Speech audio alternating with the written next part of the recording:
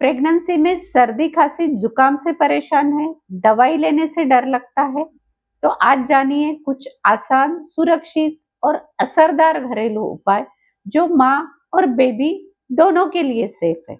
Normal routine में हम क्या करते हैं, सर्दी खांसी होने के बाद में मेडिकल शॉप में जाते हैं, अपने मन से ही कुछ भी दवाई ले लेते हैं। लेकिन प्रेगनेंसी में आपको ऐसे बिल्कुल भी नहीं करना है। प्रेगनेंसी में काफ़ी रिस्ट्रिक्शंस होते हैं, काफ़ी मेडिसिन आपके लिए या बेबी के लिए सेफ नहीं होते, उसका बेबी पर गलत असर हो सकता है। तो इसीलिए आपको डॉक्टर से कंसल्ट करके ही कोई भी दवाई लेना है। तो अगर आपको सर्दी खांसी होती है तो क्या क्या करना चाहिए, घरेलू उपाय क्या करना चाहिए? अगर कम है तो दवाई लेने की आपको जरूरत भी नहीं है, घरेलू उपाय से भी आप काफी सारी चीजें कंट्रोल कर सकते हो। तो आज हम इस वीडियो में इसी विषय पर चर्चा करते हैं। नमस्कार, मैं हूँ doctor Sandhya Salve, Ayurvedic physician, clinical psychologist और गर्भ संस्कार एक्सपर्ट। इस वीडियो में हम कुछ ऐसे घरेलू नुस्खे और आसान उपाय डिस्कस करेंगे जिससे आपको सिर्फ एक रात में आराम मिलेगा और प्रेगनेंसी से राहत पाने के लिए आपको ये चीजें पता होनी चाहिए। तो इस वीडियो को अंत तक जरूर देखिए। प्रेगनेंसी में इम्यूनिटी कमजोर होने के कारण सर्दी, खांसी, जुकाम होना आम बात है, लेकिन बिना डॉक्टर की सलाह दवाई लेना नुकसान कारक हो सकता है। इस वीडियो में जानिए सुरक्षित घरेलू उपाय, सही खान-पान और आसान टिप्स जो प्रेगनेंसी में तुरंत राहत देने में मदद कर सकते हैं। सबसे पहले तो आपको ये जानना और समझना है कि सर्दी खांसी का प्रेगनेंसी के दरमियान जो सर्दी खांसी आपको हो रही है, उसका आपके शिशु पर बिल्कुल भी प्रतिकूल प्रभाव नहीं पड़ता है। लेकिन सर्दी खांसी जुकाम अगर आपने नियंत्रित नहीं किया तो इन्फेक्शन हो सकता है और उससे आगे जाके और कुछ कॉम्प्लिकेशंस हो सकते हैं, जिससे आपको भी तकलीफ होगी और आपके गर्भस्थ शिशु को भी तकलीफ होने वाली है।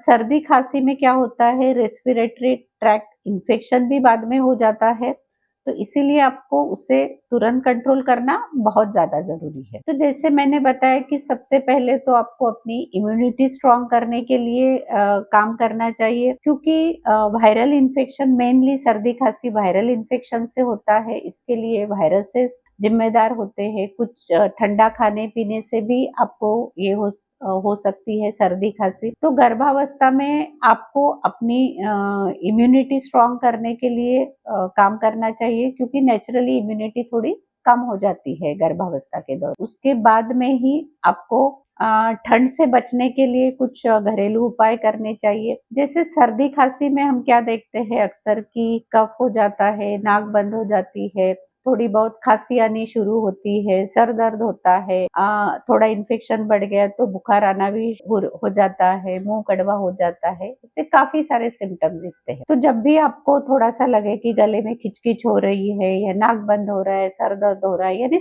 शुरुआती लक्षण जब भी आपको दिखे तभी से आपको इसके उपाय करना शुरू कर देना है। ठंडे खाने पीने से बचना है, ठंडे हवा से बचना है, गर्म पानी पीना है, भाप लेना है। थोड़ा आप सीतोपलादी चूर्ण भी ले सकते हो, जिसमें शहद और अदरक का रस मिक्स करके उसमें थोड़ा सा 1/4 चम्मच सीतोपलादी चूर्ण मिला के वो आप ले सकते हो। वो भी कंट्रोल करने में हेल्प करेगा।